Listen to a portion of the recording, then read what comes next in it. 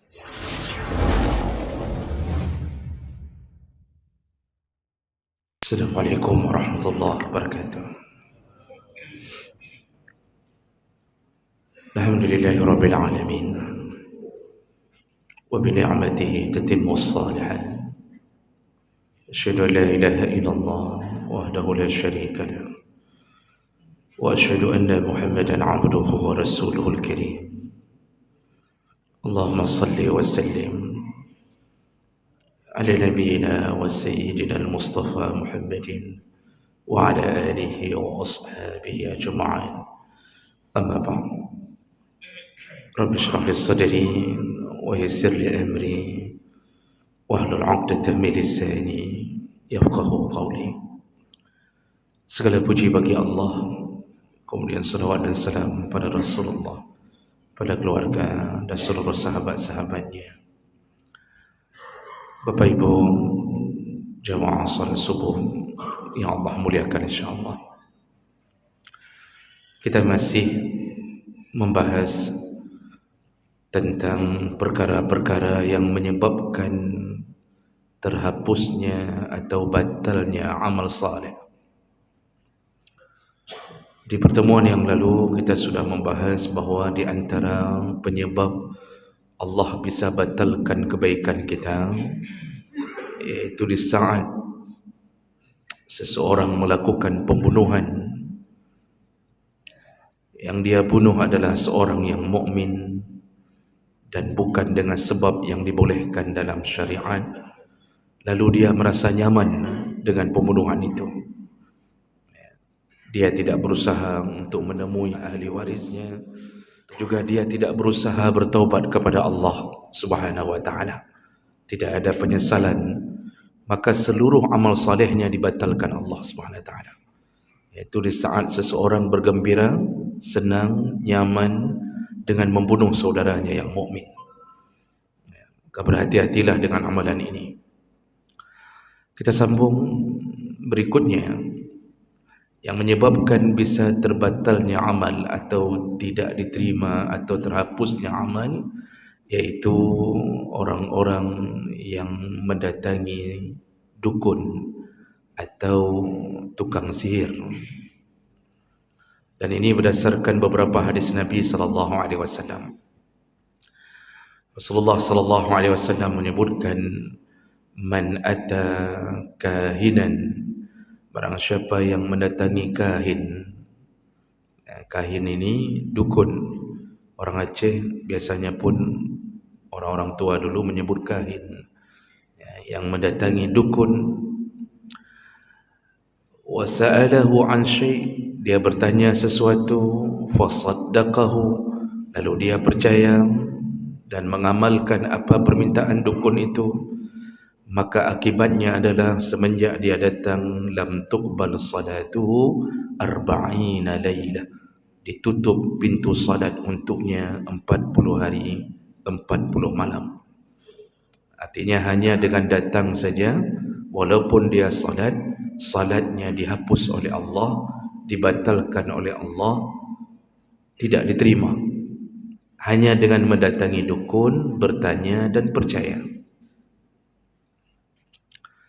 Dalam hadis yang lain, Rasulullah tidak menyebut kalimat kahin, tapi menyebut arraf. Man ata arrafan, barang siapa yang mendatangi peramal, yaitu yang meramal nasib, maka sama juga ditutup pintu salat untuknya 40 hari 40 malam. Nah, seandainya dia datang kali kedua, ditutup lagi 40 hari 40 malam. Datang kali ketiga, berubah menjadi 120 hari, tidak diterima salatnya oleh Allah. Kalau datang saja menjadi masalah, apalagi sampai menikah dengan dukun. Kalau datang saja, sekali datang menjadi masalah, apalagi orang sampai menikahkan anaknya dengan dukun. Bapak Ibu, dan ini adalah kebodohan yang nyata. Sihir ini sudah ada dari semenjak zaman Nabi SAW. Bahkan sebelum itu Fir'aun itu menjadikan anggota-anggota atau tangan kanannya itu adalah tukang sihir. Semua urusan ditanya ke tukang sihir. Untuk menentukan kehidupan di istana Fir'aun, maka tukang sihirlah yang memutuskan. Ketika Bani Israel diguncang dengan sebuah putusan Fir'aun bahawa semua anak laki-laki yang lahir wajib dibunuh, itu akibat daripada kabar yang dihembuskan oleh tukang sihir Fir'aun bahawa engkau akan bermasalah dengan salah seorang anak Bani Israel. Maka dibunuhlah. Tukang sihir Fir'aun berhasil membuat seuntai tali menjadi ular. Namun ketika mereka melihat kenyataan bahawa Nabi Musa benar-benar mengubah tongkatnya dengan izin Allah menjadi ular, maka semua mereka beriman kepada Allah. Karena tali yang mereka lemparkan di hadapan Musa sebenarnya tidak menjadi ular. Allah gambarkan dalam Al-Quran, yukhayyalu ilaihim annaha tas'a. Tali yang dilemparkan ke hadapan Musa itu tidak menjadi ular, kata Allah. Namun yang disihir hanya pandangan mata. Jadi cara kerja tukang sihir itu sebenarnya tidak mampu mengubah apapun. Namun mereka bermain dengan cara menyihir pandangan. Jadi yang tersihir itu bukan bendanya, tapi pandangan kita. Maka Allah bongkar rahasia itu. Begitu Nabi Musa melemparkan tongkatnya, mereka sendiri yang ahli melihat tongkat itu bukan lagi menjadi tongkat, tapi benar-benar menjadi ular. Mereka beriman. Mereka taubat. Setelah itu mereka digergaji oleh Fir'aun, semua yang taubat. Jadi tukang sihir Fir'aun saja beriman pada Nabi Musa. Tukang sihir hari ini, Masya Allah, hari ini dipopulerkan tukang sihir, diberikan tempat di televisi, dirubah menjadi orang pintar. Jadi tidak lagi disebut dukun, tidak lagi disebut sihir, disebut orang pintar, disebut dengan paranormal. Dan ini adalah tanda-tanda bahawa kita semakin terpuruk di dalam kesyirikan. Tukang sihir itu adalah salah satu musuh Allah di hari kiamat. Rasulullah sallallahu alaihi wasallam menyebutkan, ijtanibu as-sab'al maubiqat. Jauhkan dirimu dari 7 amalan yang bisa menyebabkan engkau mubiq. Mubiq itu hancur-hancuran nasibmu di akhirat. Tidak ada pertolongan, engkau disiksa Allah luar biasa. Dan salah satu dari 7 itu adalah as-sihru, perbuatan sihir. Maka Bapak Ibu, jangan coba-coba menuntut ilmu ini. Kadang-kadang kita terjebak, merasa tidak pernah menuntut ilmu sihir, padahal yang kita amalkan sihir. Contohnya apa? Belajar tenaga dalam. Paling banyak pasien ru'yah, paling banyak pasien ketika di ru'yah, salah satunya adalah alumni-alumni yang pernah belajar tenaga dalam. Jadi ditipu oleh syaitan, mendorong orang dari jauh, orang terpental. Dan itu bukan kekuatan yang kita miliki. Nabi saja tidak pernah mendorong orang dari jauh kemudian terpental. Nabi pernah ingin dibunuh oleh Abu Jahal, dilemparkan batu di atas pintu Kaabah, dari atas Kaabah, namun batu itu berdiri, tidak sampai ke Nabi. Abu Lahab pernah ingin membunuh Nabi, lalu Allah nampakkan neraka di hadapannya, Allah nampakkan api besar di hadapannya, tapi Nabi sendiri tidak berkuasa, Nabi sendiri tidak merencanakan, semua yang lindungi Allah. Kita hari ini menuntut ilmu-ilmu sihir. Silakan cek, tanya kepada ahli ru'yah. Paling banyak waktu tuanya kesurupan, menggelepar-gelepar sendiri. Ketika ditanya pernah melakukan apa, dulu dia menuntut ilmu dalam. Ilmu luar belum cukup, ilmu dalam dia tuntut. Fikih tak pampan, sujud tidak faham, cara salat tidak tahu. Ka ilmu dalam, ilmu luar hanti belum. Kita sebenarnya jatuh dalam jebakan itu. Apalagi hari ini kelompok-kelompok yang belajar ilmu dalam ini menamakan diri mereka dengan bahasa agama. Jadi misal ada perguruan Sin Lamba, dia fikir menyokana bahasa Arab ke betul mana? Nanti perguruan begini yang pakai nama-nama Arab, nama-nama yang baik, padahal kerjanya adalah sihir. Jemaah menekan Allah Subhanahu wa taala. Kesyirikan paling dibenci oleh Allah.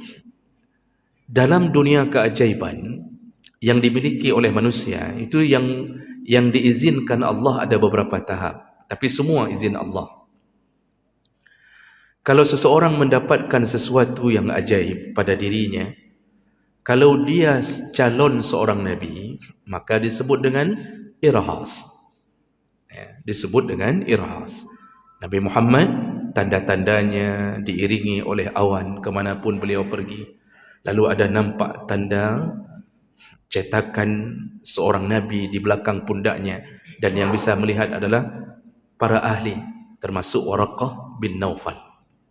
Itu sepupunya Khadijah, melihat tanda itu. Kemudian juga pendeta yang dibawa Nabi waktu kecil oleh Abu Talib, dia mengatakan, kulihat tanda kenabian padanya. Seandainya aku hidup di waktu dia memproklamirkan dirinya menjadi Nabi, maka aku pun beriman padanya. Jadi ada tanda-tanda menuju kenabian. Itu disebut irhas. Itu keajaiban pertama. Lalu ketika sudah jadi Nabi, Allah beri mu'jizat. Jadi tanda keajaiban kedua disebut mu'jizat. Dan itu hanya terjadi pada Nabi dan Rasul. Dan itu banyak sekali. Kalau Nabi Muhammad banyak sekali mengeluarkan air dari jari jemarinya. 70 orang berwuduk dari air yang keluar dari jarinya. Kemudian Nabi Muhammad membelah bulan.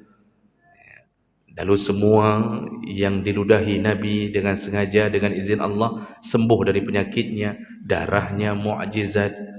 Ya. Tapi mu'jizat yang paling besar dari diri Nabi adalah Al-Quran.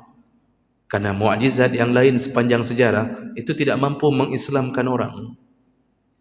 Coba lihat sepanjang sejarah. Mu'jizat Nabi Musa membelah sungai, membelah lautan. Habis belah, Bani Israel malah melawan Nabi Musa, mengatakan kami tidak ada air, kami tidak ada minum, mintalah kepada Tuhanmu, kasihlah kami minum. Padahal baru dilihat bahawa lautan terbelah dan berdiri airnya qattaudil azim, kata Allah, bagaikan belahan batu yang sangat kuat. Jadi tidak turun-turun airnya. Tapi Masya Allah, mereka malah melawan Nabi Musa. Maka mu'jizat Nabi membelah bulan. Malah setelah membelah bulan, Abu Jahal CS, Abu Jahal DKK dan kawan-kawan malah mengatakan, ini sihir Muhammad. Ini sihir, bukan beriman, Pak. Ini sihir Muhammad. Tapi mu'jizat Al-Quran, orang baca, orang terpana, orang terhanyut, lalu masuk Islam. Maka disebutlah mu'jizat terbesar. Lalu kelebihan Allah berikan pada manusia biasa yang saleh, yaitu pada wali-wali Allah disebut dengan karamah. Karamah itu kemuliaan. Namun catatan Bapak Ibu yang Allah muliakan, karamah itu tidak bisa dituntut. Karamah itu datang tanpa sepengetahuan si wali tersebut. Karamah itu datang tiba-tiba kalau Allah menganggap layak sudah waktunya menolong hambanya yang menjadi wali di antara manusia lain. Makanya karamah itu tidak bisa direncanakan. Kalau merencanakan karamah, berhati-hatilah. Kemungkinan besar kita dijebak oleh syaitan. Jadi kalau ada yang merencanakan Jumaat depan pergi ke Mekah untuk salat berjamaah di sana, pergi bawa durian, pulang bawa kurma, kata orang dulu. Yang menyodotanya bakso nak dengar. Nak dengar bak fulan. Kita tanya sama fulan, bakso nak dengar, bak fulan. Sampai ke orang yang ditunjuk kita tanya, pernah Tengku nejak kedih Mekah ni semayang urut Jumaat? Digok nyan pi wada tanya ke berapa ni nah apa gok madu sabahnya. Kita terlalu membesar-besarkan cerita yang tidak ada kita buat jadi ada. Ya.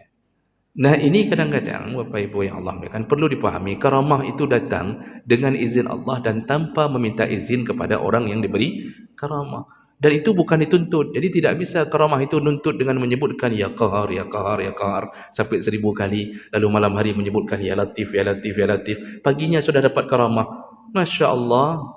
Tidak ada, itu kebohongan, Pak. Iman kita ini bukan untuk berjalan di atas air. Iman kita ini bukan untuk terbang di atas angin. Iman kita untuk mendapatkan lebih daripada itu, yaitu keindahan surga. Dan itu melebihi berjalan di atas air. Makanya bohong orang-orang yang kemudian mengatakan di antara karamah lum, ini saya wariskan dari nenek moyang saya. Jadi dia mengatakan bahwa saya punya karamah, saya wariskan dari nenek moyang. Saya bisa jalan di atas air. Berhati-hatilah. Kemungkinan Anda bukan dapat karamah, Anda telah masuk ke dalam level berikutnya, yaitu sihir yang ditutupi oleh syaitan. Nah, jadi karamah ini keajaiban yang Allah beri kepada yang dekat dengan Allah, tapi bukan dengan cara dituntut. Allah lihat, kalau waktunya datang, Allah tolong dia. Kemuliaan-kemuliaannya. Dan itu banyak. Umar bin Khattab itu ketika sedang khutbah Jumaat, tiba-tiba beliau mengubah pembicaraannya, tiba-tiba berubah jadi panglima perang. Dia katakan, sembunyi sebelah kanan, sembunyi, musuh datang dari sebelah kiri. Itu sedang khutbah Jumaat. Makmum bingung, ada apa? Kok tiba-tiba berubah judulnya? Ternyata turun dari mimbar, ditanya kepada Umar, wahai Umar, kenapa engkau tiba-tiba berubah? Sudah menjadi panglima perang di atas mimbar. Jadi dia memerintahkan pasukan begini, pindah sana, mundur. Kata Umar, Allah izinkan aku melihat pemandangan orang yang sedang berperang. Jadi waktu itu ada sebahagian banyak sahabat sedang dikirim untuk berperang. Saya lupa perang apa. Kemudian para makmum lain itu kan ingin memastikan benarkah perkataan Umar. Ketika pasukan perang itu pulang, lalu mereka bertanya, kalian waktu perang kemarin itu, kalian ada dengar suara Umar di sana? Apa kata mereka? Kami dengarkan suara Umar seperti kami mendengarkan dekat sekali. Barulah mereka percaya karamahnya Umar bin Khattab. Dan itu banyak. Pak Abu Bakar punya karamah, Utsman punya karamah, tapi mereka nampaknya tiba-tiba. Nah, ini hati-hati yang merasa mendapat karamah padahal sedang melakukan sihir. Jadi kalau sudah model tuntut ilmu kebal, menganggap diri wali Allah dengan kebal, dibacok tidak mempan, itu bukan karamah. Itu sedang dijebak oleh syaitan. Nah, Bapak Ibu yang Allah muliakan. Lalu kemudian kalau keajaiban mendapat dari seorang manusia biasa, bukan wali Allah, semayang sekali-sekali, ada semayang maghrib, tidak semayang isya, tiba-tiba dalam satu kecelakaan masuk ke jurang, jatuh pesawat, semua meninggal kecuali dia tersangkut di pohon, selamat, dia keluar. Lalu orang mengatakan ajaib sekali, Masya Allah. Nah, yang model begini, ini namanya ma'unah, pertolongan Allah pada hamba yang belum datang ajalnya. Kita jatuh dalam mobil, dari mobil digilas oleh truk, tapi truknya yang hancur, kitanya tidak hancur. Itu izin Allah. Kitanya semayang pihan, digilas sama truk, semayang tidak, puasa Ramadan tidak, bayar zakat tidak, palih kelau.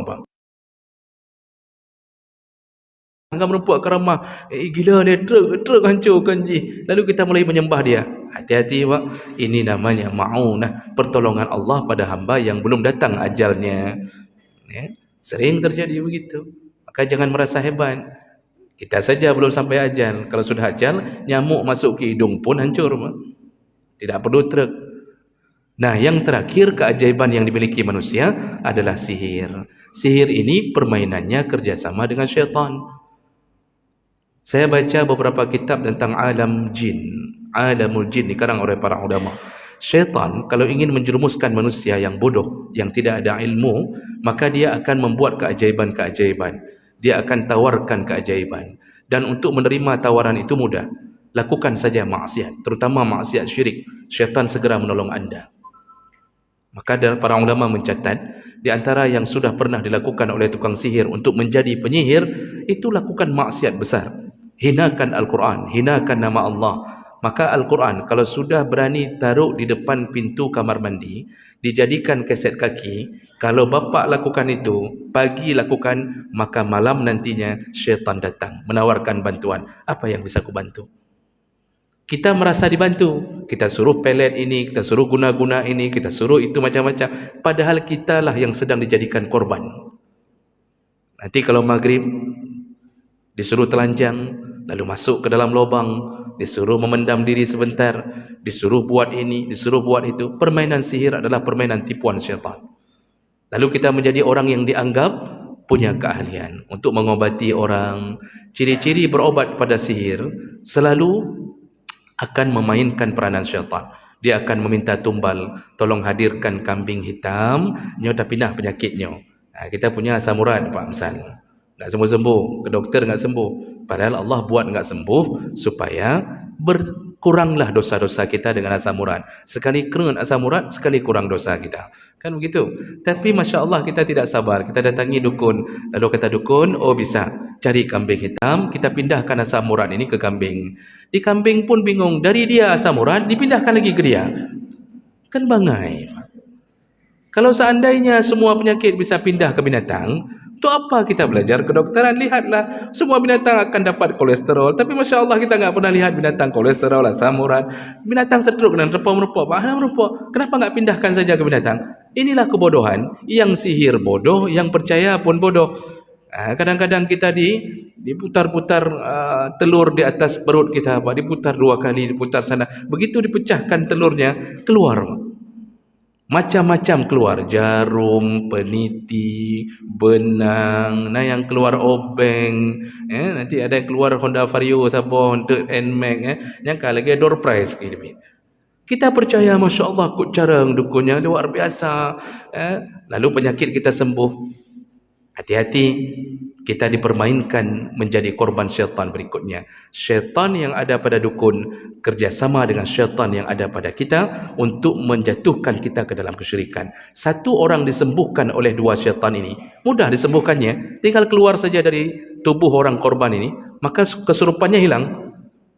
Lalu kemudian satu orang disembuhkan, dia akan melaporkan ke satu kampung, ke satu kecamatan, ke satu kabupaten. Masya Allah, pintar sekali orang itu. Saya sembuh. Maka syiriklah satu kampung, syiriklah satu kecamatan. Tidak diterima salat oleh Allah 40 hari 40 malam. Itu kalau cuma datang, bertanya dan percaya.